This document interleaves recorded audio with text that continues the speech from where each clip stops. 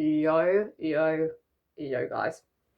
As you can tell by the thumbnail and the title of this video, I am back with another review. And of course, as you can tell by the thumbnail and the title of this video, it is the Raw review of the Raw that happened last night, the Raw after Money in the Bank.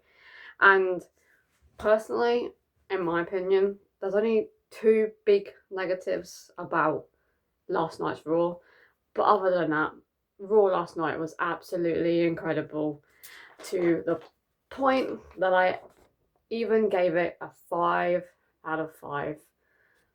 Which I didn't even mean to do that, which is crazy because last week's Raw I gave, as you probably could see, and if you watched my last Raw review, I gave it a 3 out of 5 because it was terrible. But this week's Raw was absolutely incredible, apart from probably two of the biggest decisions that happened on last night's Monday Night Raw.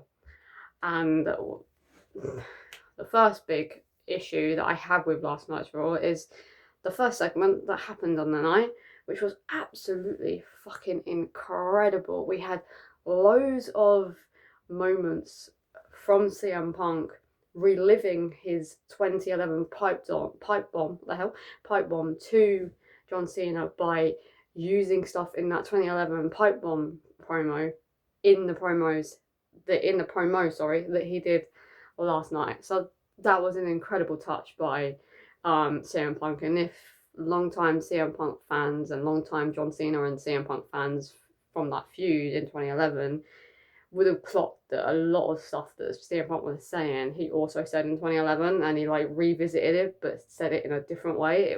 It was top notch, absolutely fucking incredible. But yeah, John Cena kicked off last night's Raw. When John Cena was announced for Raw, I was expecting him to kick it off because for some reason, every time John Cena is announced for a Raw or SmackDown, he tends to kick it off the majority of the time, which I don't know why. Maybe because he tends to have long segments, so they kind of get the long segment out of the way. And then they have time to sort out every other segment. I don't know, but John Cena seems to always be the first person to come out when he's announced for Raw or SmackDown. But yeah, no, John Cena kicked off the show and said Truth's greatest achievement is pretending to be John Cena, which is definitely not R-Truth's greatest achievement. R-Truth has had multiple achievements in WWE that have been absolutely incredible. For example, his feud with John Cena, CM Punk, and some other person that begins with R that I'm not going to say their name because I despise the guy and I don't care for saying his name. But if you know exactly what I mean, you know exactly what I mean, and you know exactly who I'm talking about. But yeah, no, R-Truth and The Miz got involved in that whole storyline. And also R-Truth's underrated feud in I think it was 2012. It might have been early 2011, but I'm pretty sure it was 2012 with John Morrison. That's such an underrated feud that no one really talks about. The backstage brawl with R-Truth and John Morrison, whether it was 2012, early 2012 or early 2011, I'm pretty sure it was 2012. It was absolutely incredible, and it doesn't get spoken about enough, and it's very annoying because I found that feud between John Morrison and R-Truth so enjoyable to watch. Also, R-Truth's a multi United States champion. I think he's won it quite a few times. I'm pretty sure he has. Obviously, he's a multi-time 24/7 champion, but we don't really count that one. He's won the tag team championship a lot. He's had most funniest moments in the WWE by far in the last 15 years. He's been the most funniest character in the WWE that has almost broke a lot of wrestlers' characters. So yeah, R-Truth definitely his greatest achievement isn't trying to be John Cena. John Cena also called us keyboard warriors because obviously we started the chant of "We want truth." So yeah, he called us keyboard warriors.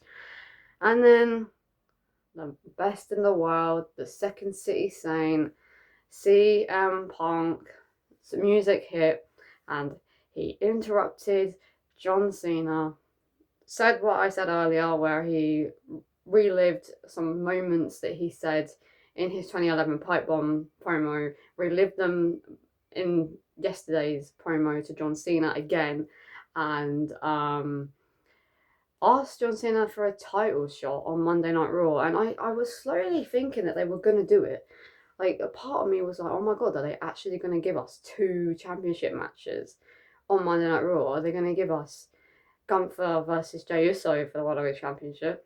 And they're going to give us CM Punk versus John Cena for the WWE Championship. Like, there was a slight part of me that, because of how much Raw was cooking last night and how many matches and moments that we were going to get, I was like, it actually, like, fits for them to do CM Punk versus John Cena on a random Raw, because we don't get it very often anymore where, like, big things happen on, like, random Raws.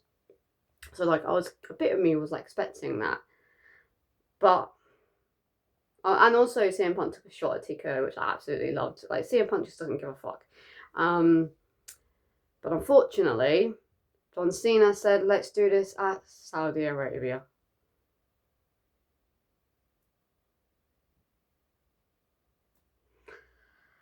And I'm not here for it at all.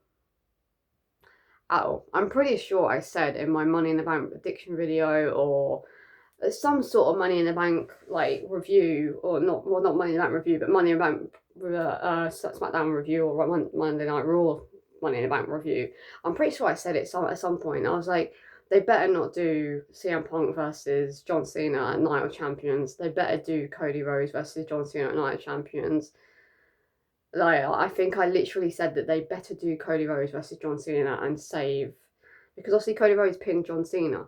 So I was expecting them to do Cody Rhodes versus John Cena and then CM Punk versus John Cena at SummerSlam. And I think I literally said that they better not do CM Punk. I did. I said they better not do CM Punk versus John Cena at Night of Champions and then save Cody Rhodes for SummerSlam against John Cena.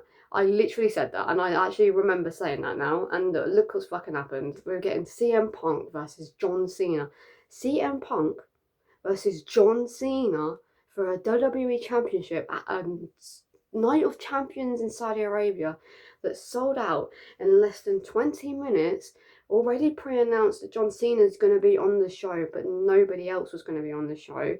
And even though John Cena was the only person to be announced for the Night of Champions PLE show, whatever you want to call it, it still sold out in less than 20 minutes. So why are they giving Saudi Arabia this big marquee, nostalgic 2011 feud of CM Punk versus John Cena for the very last time at a bloody PLE that fucking sold out in less than 20 minutes? It makes zero sense to me. Like, this match made so much more sense to happen at SummerSlam or Clash in Paris or even Crown Jewel in Australia, because them PLEs are going to struggle to sell out compared to Night of Champions that is in a country where it's a rich country, a very rich country. And they've proven that by selling out Night of Champions in less than 20 minutes. So why are they getting this nostalgic feud? Like, it's crazy to me. It's like, I don't understand it. I really, really, really don't understand it. Because normally not normally, Saudi Arabian shows, they tend to be the most predictable shows out of the calendar year, because they just do marquee matches because of the country that they're going to. Loves marquee matches, right, and big matches. So they do these big matches, but the person that they're facing, it's always obvious who's winning. Like, it's always obvious who's winning. And I feel like if they'd done Cody Rhodes versus John Cena, it was obvious that John Cena was going to beat Cody Rhodes at Saudi Arabia, but it would have made sense for them to do that match at Night of Champions because of what the Saudi Arabia PLEs tend to be, where they are very, very predictable. But now we're getting CM Punk instead versus John Cena, which I've wanted since John Cena has announced his retirement tour, but not at a fucking Saudi Arabia show. Like, just no. And now we're getting, you know, CM Punk versus John Cena at a Saudi show that is the most predictable show of the year, as I've already stated. So now it's obvious that CM Punk is losing, and it's pointless. Like, it's so pointless to me. Like, I wanted a CM Punk and John Cena feud where there was the possibility of actually John Cena losing. Because if it happened at SummerSlam, for example, that's at the beginning of August, right? John Cena's only got September, October, November, December, 4 months left on his contract, right? There's only 4 months left, and that would have given enough time for CM Punk to hold that title for a little bit, and then John Cena maybe win it back like a couple months later, like maybe at that October show in Crown Jewel. Like they could have done this CM Punk and John Cena feud for a couple of months, because John Cena and CM Punk are worthy of having a lengthy feud. Instead of John Cena just doing these short ass feuds, like I don't understand. Like John Cena could have done like short feuds up until August, so he could have done, you know, this short feud with Cody Rhodes and possibly R-Truth as well. Maybe somehow they fit. Maybe they done like, I don't know, like a 2-on-1, maybe like Jimmy Uso and R-Truth versus John Cena, because of what was happening between R-Truth and John Cena before we thought R-Truth was released. Well, he was released, but you know what I mean. Like he was able to re-sign with WWE 72 hours before Money in the Bank. Like I was expecting them to do like some like goofy matches as well, you know, like they've done the Money in the Bank, for example, where we got like the most random match. Like I was expecting like a mini like feud like that, and then in August at SummerSlam, we got this long feud with Punk and Cena, because it's worthy of a longish feud. Maybe not even that long. Maybe they just do John Cena versus CM Punk at SummerSlam, where there is a potential of CM Punk winning. He doesn't. And then they have another match again at Clash in Paris, like a few weeks later. And then we got like at least like a 5-week feud with CM Punk and John Cena. And then after John Cena beat CM Punk again at Clash in Paris, he goes on to feud with somebody else. But then in December, maybe, he relives the match with CM Punk for the third time. And then we got the trilogy of the 3-on-3, Punk versus Cena. Like, that would have been more enjoyable for me, for them to just do like something at this Night of Champions with like R-Truth and Jimmy Uso, or they done Cody Rhodes versus John Cena, and then what's the PLE after that? And then we got, I think it's Saturday Night Main Event. Maybe that's Saturday Night Main Event is when they do R-Truth and Jimmy Uso, maybe, in a 2-on-1 at the Saturday Night's Main Event. And then he's had this rematch with Cody. He's had a funny feud with R-Truth and Jimmy Uso, or Ron Killings and Jimmy Uso versus John Cena. And then I don't know what PLE's after that. I think there's something else after that, but I'm not entirely sure. But instead we're getting a 2-week feud with John Cena and R-Truth. John Cena and CM Punk. Like one of the probably the best feuds of 2011. No, the best feud of 2011. And we're getting a 2-week nostalgic feud with them. 2 weeks. That's it. Like, it's just, I don't get it. Like, I really don't understand why they're doing this at Saudi Arabia, when that's literally a SummerSlam match right there. Like, literally a SummerSlam match right there with John Cena and CM Punk. And there's no excitement for me, because it's just so obvious that CM Punk is losing, and that's not what I want. I want it to be, maybe actually CM Punk could win it. Oh my god, CM Punk could be a champion again, or like, that's what I wanted. I wanted a feud with CM Punk where it was the potential of CM Punk possibly winning, but he ain't winning in Saudi Arabia. Like, he just isn't. Like, that's no. Especially of past stuff that's happened with CM Punk when it comes to Saudi Arabia, there is just no way that CM Punk is winning. So it's just a pointless 2-week feud for me, instead of a nostalgic John Cena and CM Punk feud. But yeah, no, I'm going to speak more about what I felt that could have happened at SummerSlam when we get on to the main event overall later on in this video. Yeah. Seth Rollins also came out to remind John Cena and CM Punk that he is the Money in the Bank holder, which is a bit confusing to me considering Seth Rollins is a Raw superstar, not a SmackDown superstar, so I can't see him cashing it in on John Cena, but I don't know, I guess we'll have to wait and see. Maybe he cashes it in on John Cena at Saudi Arabia, that would be a bit of a shocker. Maybe John Cena wins against CM Punk and then Seth Rollins cashes it in, setting up Seth Rollins versus John Cena versus CM Punk at SummerSlam. That's a big possibility, which I would be down for. But I don't know. That's not what I want to speak about, though. There's something else that I'm going to speak about. But yeah, I'll get onto that when we get onto the main event of Monday Night Raw. And then we got the first qualifier for the Queen of the Ring for the Raw side of things, which was between Roxanne Perez, Liv Morgan, Kairi Sane, and Rhea Bloody Ripley. And Rhea has lost again, which is shocking. I was actually expecting Rhea to win, not win the whole thing, but I was actually expecting Rhea to advance in this, and I was actually kind of expecting them to do Rhea Ripley versus Stephanie McCur in the semi-finals. Like, that is what I thought they were going with, because of this whole, like, Stephanie and Rhea, like, meeting each other for the, not for the first time, but you know what I mean, like the backstage segment that they had together for like literally like 2 minutes. I was expecting them to revisit that by doing Stephanie McCur versus Rhea Ripley in the semi-finals.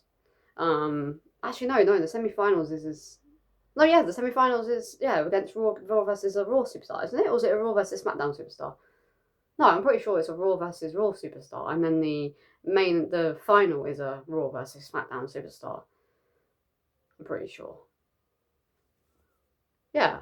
Well, no, I might be wrong there, actually. I might be wrong. But anyways, I was expecting it to be Stephanie and Rhea that went through. Anyway, either or, anyway.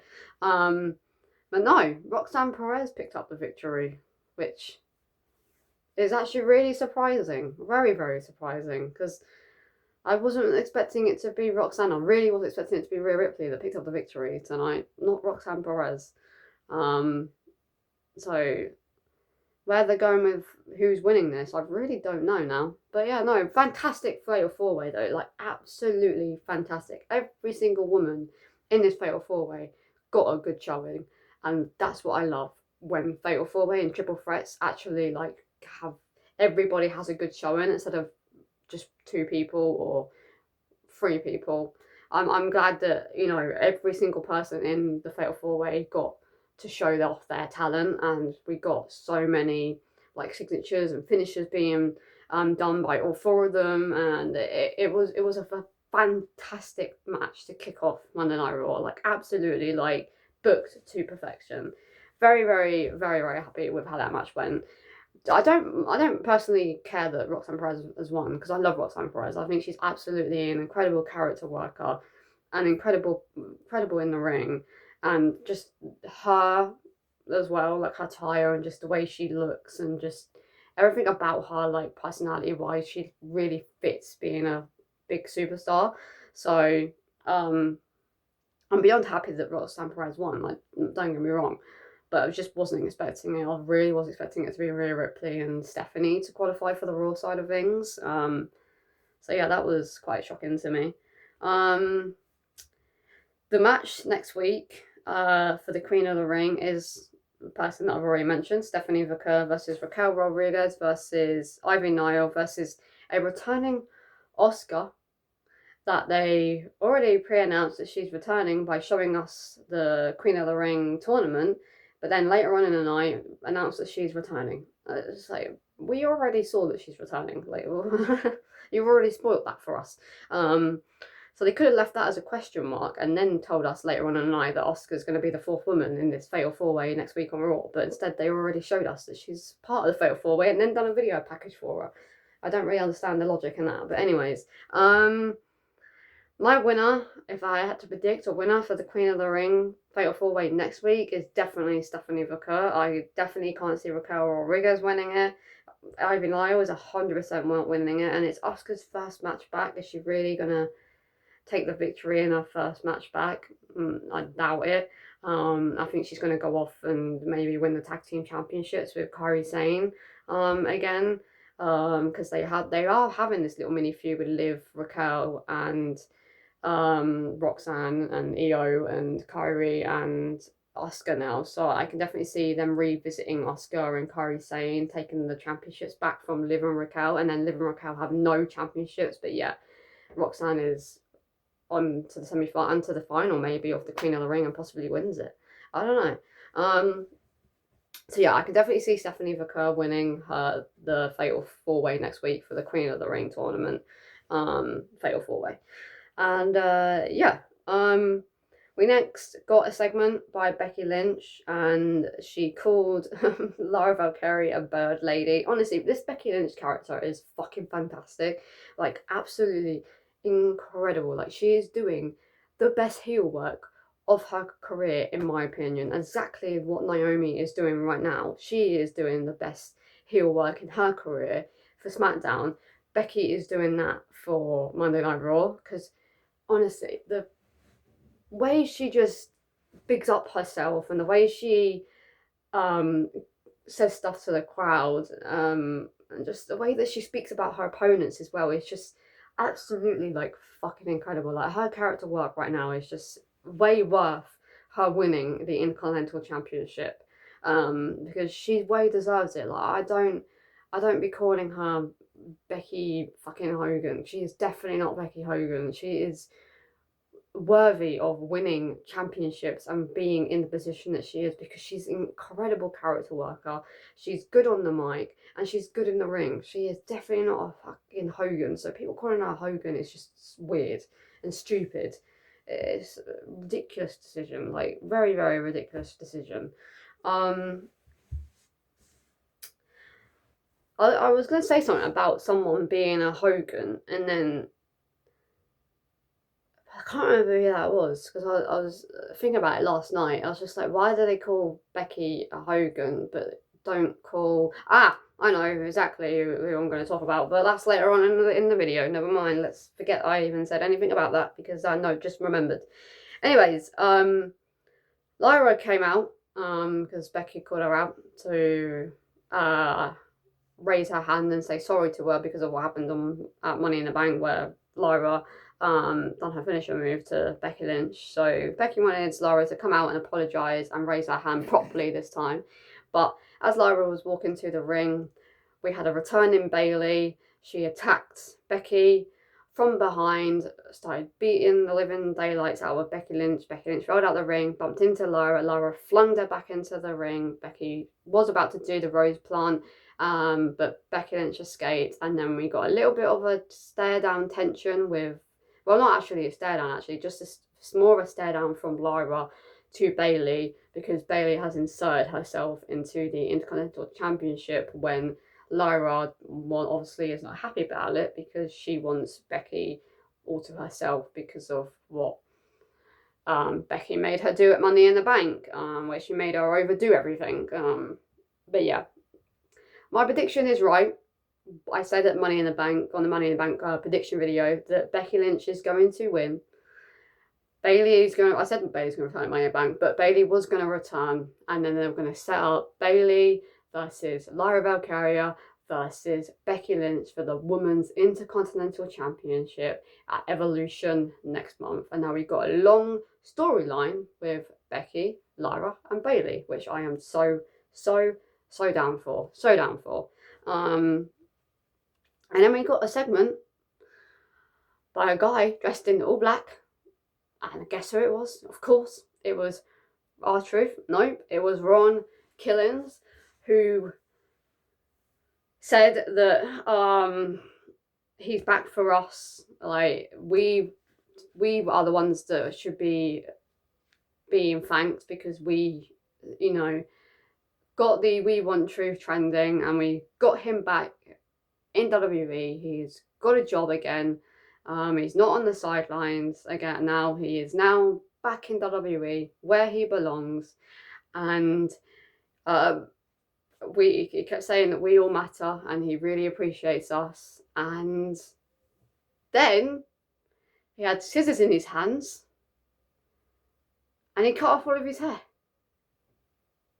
And then he said, "The truth has set me free, and we are getting a serious..." I don't know if he's a goodie or a heel, to be honest with you, because Ron Killings was one of the best heels of TNA. And also, he did have the character name R-Truth, but Ron Killings, that's because that's his name now. In 2011, the Ron Killings 2011 heel, it was absolutely fucking incredible, and his TNA run as a heel was absolutely incredible. But he went by Ron Killings in TNA when he was heel, but he went by R-Truth in 2011 when he was heel. But it's still the same person, just different character names. But Ron Killings, sorry, is serious R-Truth. So we are now getting a serious Ron Killings, and possibly slightly heel, but I think he's going to play a bit of both. I think he's sort of still playing R-Truth, but he's also playing Ron Killings. So I think at some moments we're going to get R-Truth, and then some moments we're going to get Ron Killings, which I'm absolutely down for. This like kind of like split personality like character. Like some moments he brings out R-Truth, and then some moments he brings out Ron Killings. So I'm so down for that. Like so fucking down for it. But I was not expecting him to cut off his hair. Hang on, I'm just gonna shut open my curtains a little bit. Sorry. But yeah, no, I wasn't expecting him to cut off all of his hair, and now he's bald. Like that wasn't on my bingo card. I was expecting him to come out, thank us for giving him his job back. And then we were gonna start chanting "We want truth" and start chanting "Welcome back" to him. He was gonna get kind of a little bit emotional, and then he was gonna switch and turn into Ron Killings and be really serious and kind of heelish, but not like, and kind of like go back and forth. But instead, we got literally a Ron Killings promo, and then he cut off all of his hair. It was just like. Well, Annie thanked us at the beginning, but the majority of it was Ron Killings. I was so shocked when he cut off his hair. I was like, what the hell is happening? Like, what is going on? But yeah, Ron Killings is now in WWE. No more R-Truth, because the truth has been set free. And then we got the Fatal 4-Way for the King of the Ring side of things, for the Raw side, and that was between Penta, Shiro Miero, Dominic Mysterio, Sami Zayn, and Bron Breakker. And oh my god, this was match of the night. Match of the night. This was absolutely incredible. Like, what a fatal 4-way this was. Absolutely brilliant from start to finish. This was absolutely fucking incredible. Definitely the best fatal 4-way that I've watched in a very, very long time. Maybe, yeah, no, it's very, very close with the fatal 4-way at WrestleMania between Bron Breakker, Finn Balor, Dominic Mysterio, and Penta. It's very, very, very close, because that fatal 4-way last night on Monday Night Raw was just absolutely fucking incredible. Like, so enjoyable to watch. And it is funny to me though, because if they swapped Sami Zayn to be in next week's Fatal 4-Way, and they put Finn Balor in this Fatal 4-Way alongside Dominic Mysterio to cause tension between the Judgment Day, which kind of would have made more sense, to be honest with you, instead of having Sami Zayn in this match. We would have got the Fatal 4-Way rematch from WrestleMania. Like, I clocked it like halfway through the match. I was like, hang on a minute. If they just swapped Sami Zayn for Finn Balor, we would have got a Fatal 4-Way rematch for the Intercontinental Championship at WrestleMania. Like, we would have got that rematch, but obviously not for the Intercontinental Championship. Like, I clocked it like halfway through the match. I was like, hang on a minute. That's 3 of the 4 people that are part of the WrestleMania match. Because obviously I was like, this match is really good. And I started to realise that, yeah, 3 out of the 4 of them were a part of WrestleMania.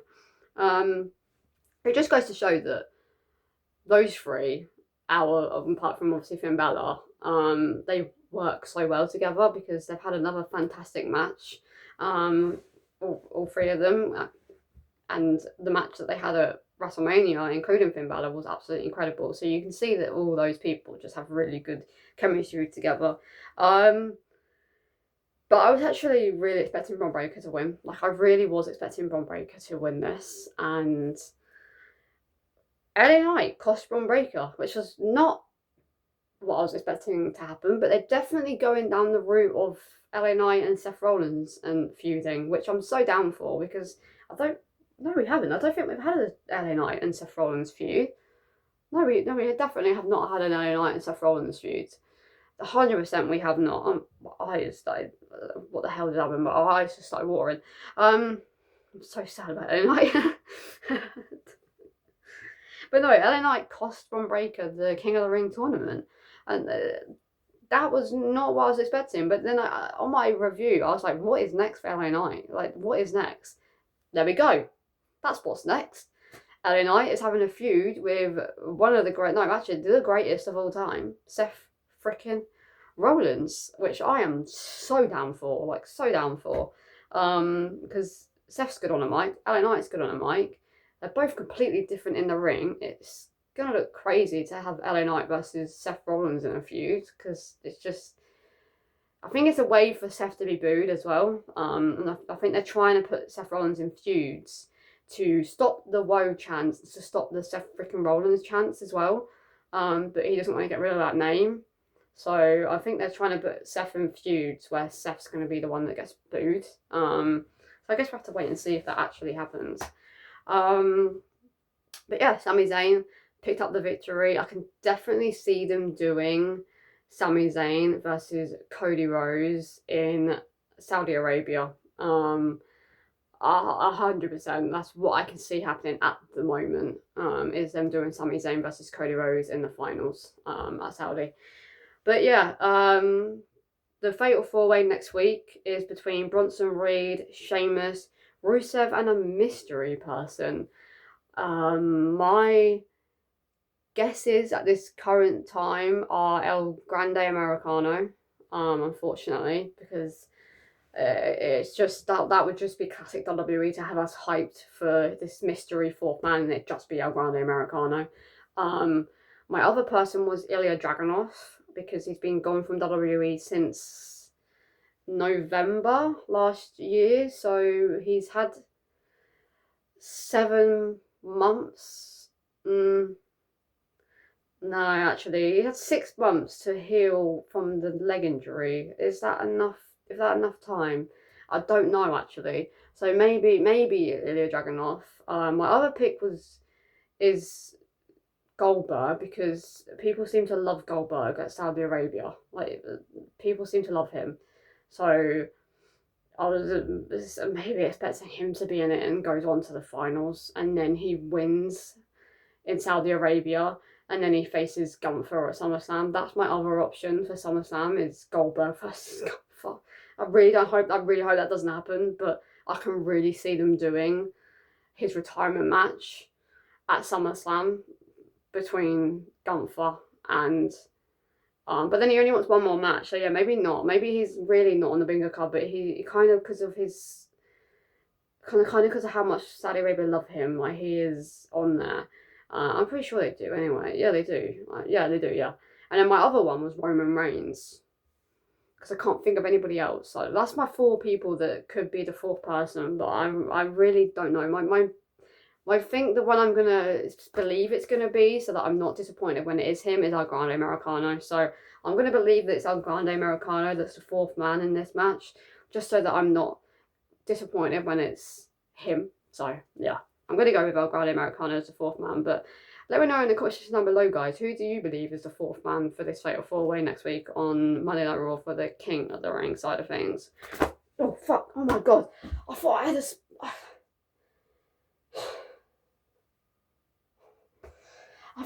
I thought there was a bloody spider running across my leg, but it was a shadow. Oh my fucking god. Oh my god. Oh my god. I honestly, dead ass thought there was a spider running across my leg, but it was my bloody shadow from my hand. Oh my god. It really shit me up. Oh, Jesus. Oh my god.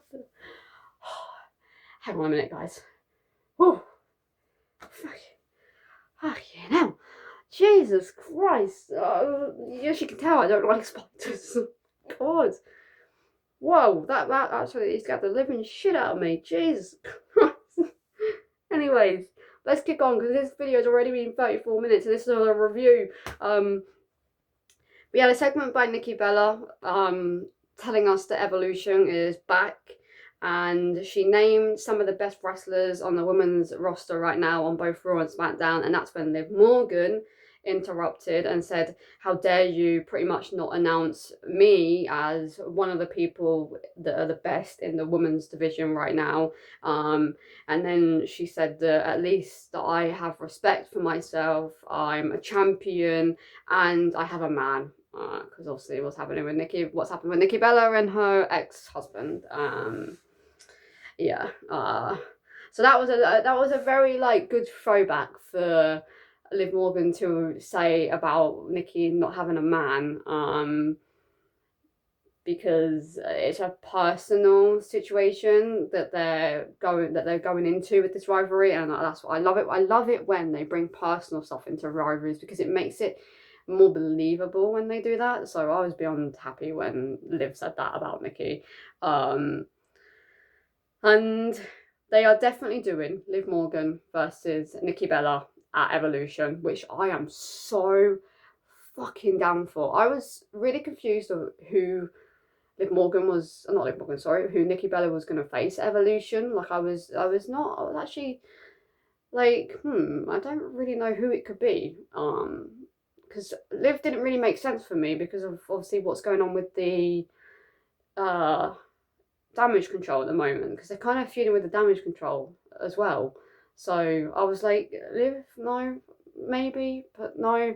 But Nikki did say like on her on the Royal Rumble interview that Liv Morgan and her had unfinished business, so it makes sense for it to be Liv Morgan. Like there is that history there with Liv and Nikki that they didn't get to revisit it, of course, because I think either Nikki left or they weren't able to go to clash to relive the rivalry because of maybe an injury to Nikki. I'm not too sure, but something happened that the rivalry just never got revisited. But yeah, I am so down for Liv Morgan versus Nikki Bella at Evolution. So far, I think, because obviously Liv attacked Nikki Bella, done the Oblivion to Nikki, so they're definitely doing Nikki Bella versus Liv Morgan Evolution. And we definitely are getting Bayley versus Lara Valkyria versus Becky Lynch for the Women's Intercontinental Championship. And I'm already sold on Evolution. Like, those two matches alone have already sold me on Evolution, and I'm already excited for it. Those two matches alone have made me very, very, very excited for Evolution already. So it's already sold for me. So any other matches that are put onto this show, I'm so down for it, no matter who it is, because I'm already sold on 2 matches out of the possibly 6 matches that we get, maybe 5, possibly. But yeah, so I'm already sold on 2 of them. So I'm already excited for it, as you can tell, because I've already said it about 17 times now. And now we are on to the main event of Monday Night Raw. Yeah. This wasn't on my bingo card at all. I was at loss for words last night. Lost for words because I don't know, man. Like, let's speak about the match first. Right, so the match I felt was good. Very, very, very slow at the beginning of the match between Gunther and Jey Uso. It was very, very slow. But then it started to pick up in the last, like, I'd say 15 minutes of the match. So like the first like 10 minutes was like, oh my god, this match is going to be terrible, please can we hurry this up and end this match, because it was so slow for 10 minutes of a 25-minute match. I'd say maybe even the match was a bit less than that, but I felt like it was just under 25 minutes of a match. And the first half of it was very, very slow and nothing was happening, and it was just like, oh my god, please something happen in this match, because this is the main event of Raw, and this Raw has been very good apart from the decision of CM Punk and John Cena being at Night Champions. Other than that, this Raw has been fucking incredible for a Raw after Money in the Bank, but it's been ruined by the main event because it's so slow. But then it started to pick up and it started to become really enjoyable after Jey Uso hit the frog splash to Gunther, where they played on the injured ribs because of what happened at Money in the Bank with Logan Paul's moonsault, and what happened on the Raw before Money in the Bank, where Jay received 2 tsunamis by Bronson Reed. So they played on the injury of the ribs, which I really, really enjoyed and really liked, because obviously that gave Gunther an opening. So yeah, no. The match itself, I think I gave it a 4 out of 5. I might have given it a 3, but I think I gave it a 4. But I'm not too sure. It was either a high 3 or a low 4, but I can't remember which one I gave it.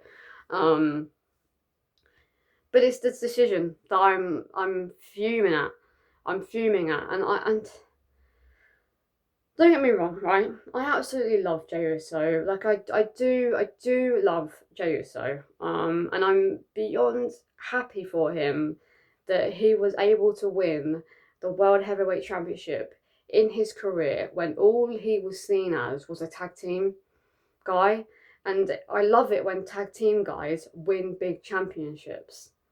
And you can see a little pattern going on here, because what I'm about to say soon, they're very reliving Jey Uso as the modern someone that I will get onto in a second. But yeah, I was beyond happy for Jey when he won the World Heavyweight Championship, and when he was getting this push to win the World Heavyweight Championship, when he won the Royal Rumble. But now that Gunther is the one to dethrone Jey Uso, what was the fucking point in him winning the World Heavyweight Championship in the first place? What's the fucking point? What is the point? Like, he got dethroned in 51 days. He was 51 days as World Heavyweight Championship. That is it. He was 51 days. That's it. Less than 60 days he was World Heavyweight Champion, and he was dethroned by the guy that he won it against. What's the point? What's the fucking point in him winning the Royal Rumble? Like, it's made this year's Royal Rumble even worse. Like, I personally didn't enjoy it when Jey Uso won the Royal Rumble. I hated the decision, because as much as I was here for Jey winning World Heavyweight Championship material because he's earned it, he has earned it. Definitely has earned it. So people saying that he hasn't, he has for sure earned his respect in the WWE, and he for sure has earned a World Heavyweight Championship in his career. 110% he has. For the dedication that he's just had on his company for 15 years. But anyways, I was not happy about him winning the Royal Rumble. I wasn't. I wasn't down for that. Like, I just wasn't here for him winning something like that. I was expecting him to win something to face Gunther, but I wasn't expecting him to win the Royal Rumble, and I wasn't here for it. But now it's made the Royal Rumble even worse than it was, because I gave the Royal Rumble, I'm pretty sure, a 3 out of 5. But now, because of Jey Uso winning the Royal Rumble, winning the World Heavyweight Championship at WrestleMania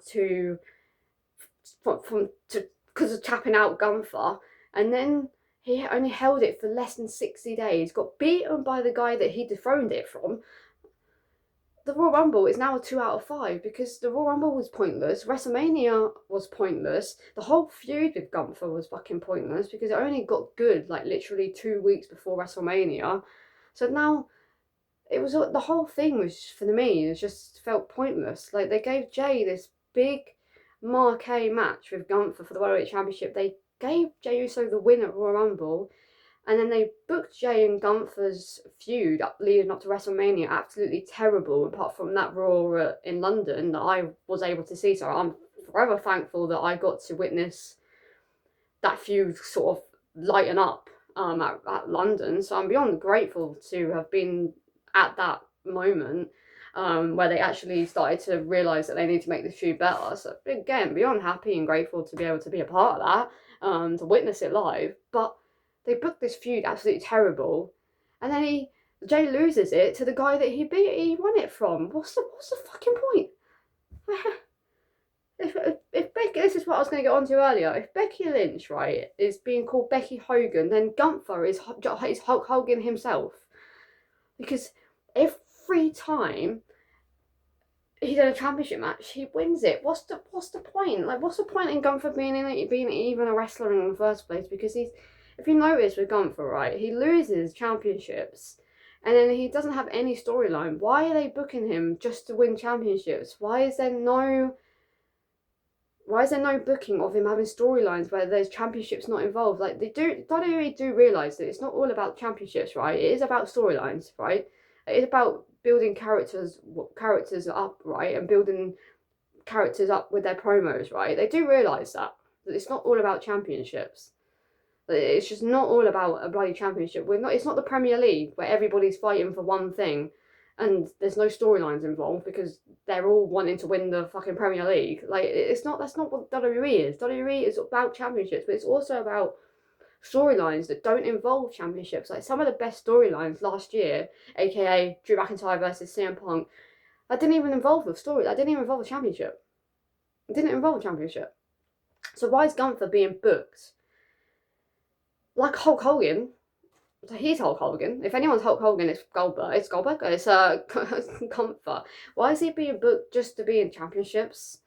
Why is he not being booked to have storylines where there's no championship involved and to help people actually get behind Gunther? Because when he is champion, he has the most boringest runs ever, apart from his Intercontinental Championship run. The second time around, I think it was, because I think he's won it 3 times now, or twice, or something like that. Anyway, but the long reign that he had, where Sami Zayn was the one to beat him, that Intercontinental Championship reign was really enjoyable to watch. But the last World Heavyweight Championship reign he had was terrible. I actually can't think of any good matches he had. No, I can't think of any good matches that Gunther actually had. No. I can't think of any. Since he won the World Heavyweight Championship, there's no championship matches I can think of that I'm like, wow, that was really enjoyable to watch. Or feuds. I remember him feuding with Damian Priest. Like, he feuded with Damian Priest. He had a match with Dominic Mysterio. I think he had a match against Sami Zayn. Yeah, he did. He had matches against Sami Zayn. And that was it. Like,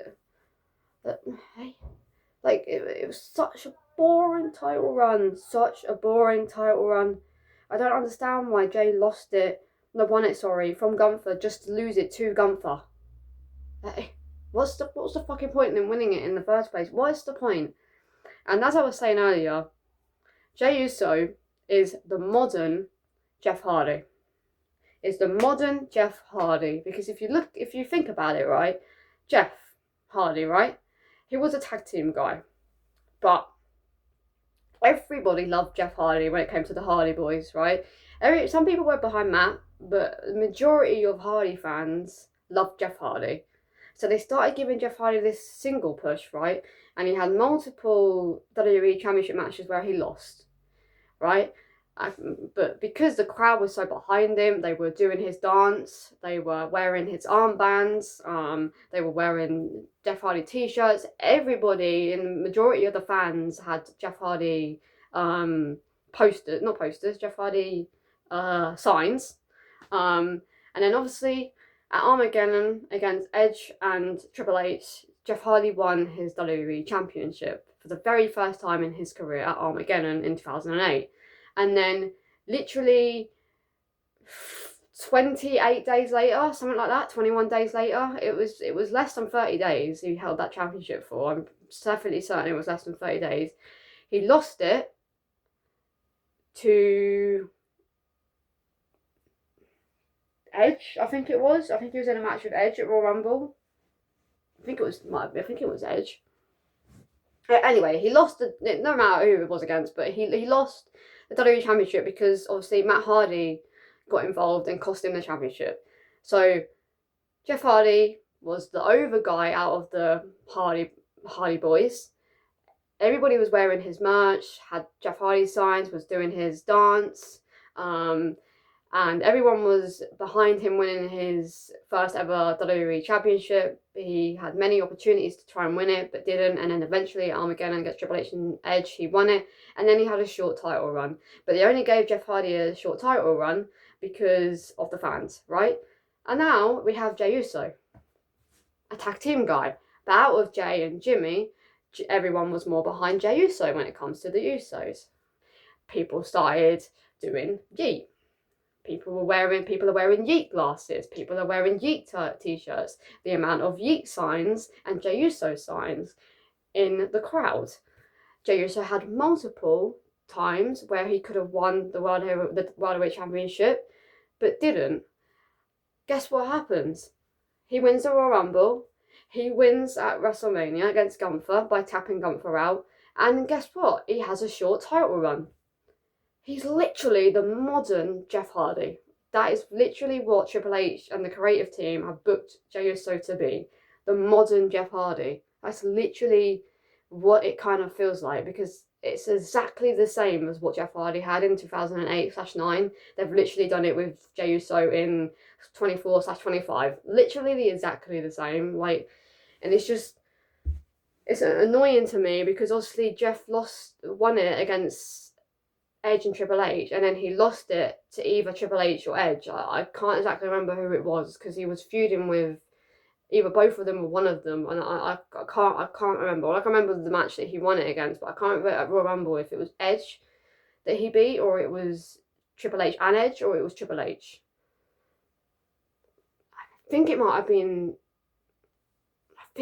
Triple H, actually.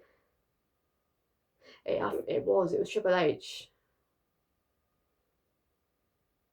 I think it was actually Triple H, because Triple H and Randy Orton had the feud in 2009, didn't they?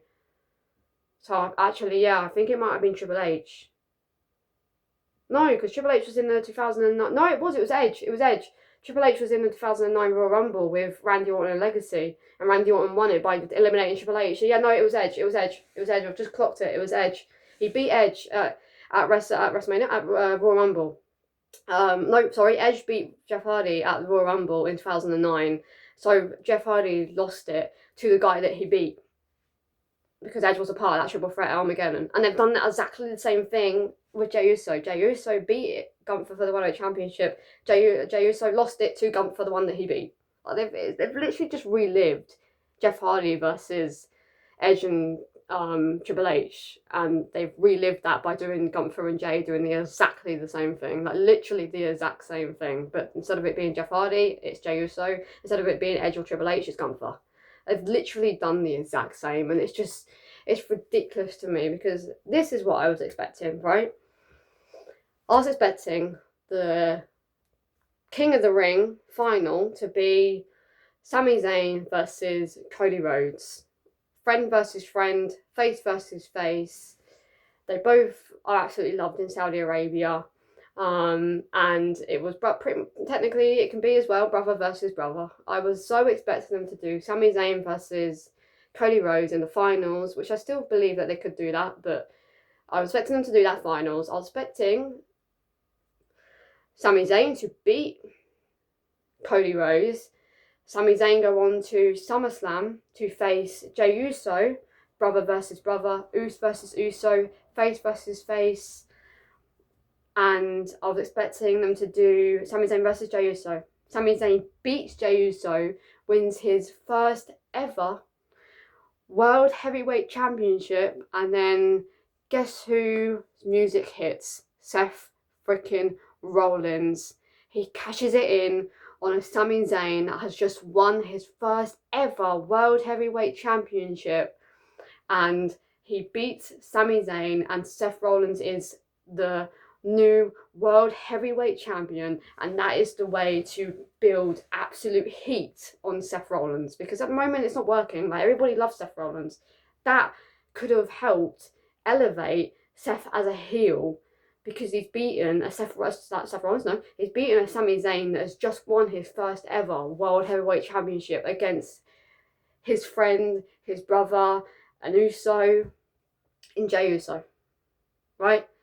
And then he gets cashed in on by Seth Rollins, because Seth Rollins, either earlier on in that night, on night one, or maybe night two, no, probably night one actually, faced Roman Reigns. I was expecting them to do Seth Rollins versus Roman Reigns to relive that again, because obviously Roman Reigns has been out of the picture with this whole feud with Seth Rollins and Braun Breaker and Bronson, so I was expecting them to revisit it because Roman Reigns hasn't yet got his revenge. I was expecting Seth and Roman Reigns to have a match at SummerSlam, Sami Zayn to win the King of the Ring tournament, face Jey Uso at SummerSlam, beat Jey Uso for the World Heavyweight Championship. Seth Rollins cashes in on Sami Zayn that has just won his first ever World Heavyweight Championship, beating Sami Zayn. Seth Rollins is now our World Heavyweight Champion, and then I was expecting them to do Cody Rhodes versus CM Punk versus John Cena at night 2 for the WWE Championship at SummerSlam,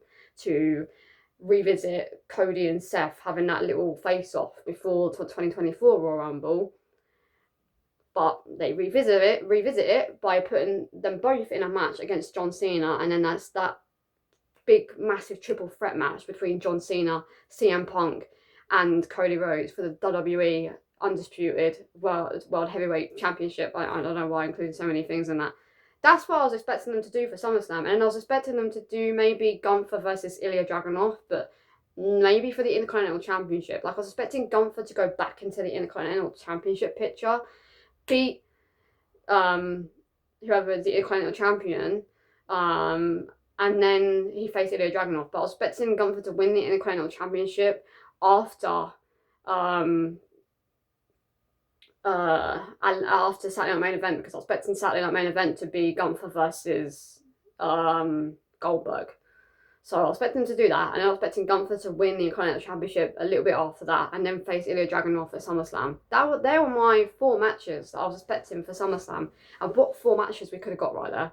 Absolutely fucking incredible 4 matches, but no, we aren't getting that, because Punk's facing John Cena at Night of Champions, and Gunther's World Heavyweight Champion, and I don't know what else they're going to do now. And they're probably going to do Goldberg versus fucking Gunther at SummerSlam, and I'm not here for that at all. So yeah, I don't know, man. But anyways, guys, this has been a long review, because this Raw was just so good, but there was just so many moments in this Raw where I was just like, what the fuck are they doing? I don't know, I could vent about this for like 3 hours, but anyways, guys, I hope you enjoyed this Raw review. Sorry it's been almost an hour long, but there was so much to rant about. Like, it's just, and look how much stuff I had to talk about, to be honest with you. I nearly filled a whole page of Raw, so I knew this one was going to be a long one, but I wasn't expecting it to be this long. But anyways, guys, I hope you enjoyed this review. Let me know in the comments down below. Do you agree with me that this Raw was a 5 out of 5, or do you believe it was a 4, 3, 2, or a 1 out of 5? But anyways, guys, this has been Charlie, and I'll see you guys in my next review. Peace.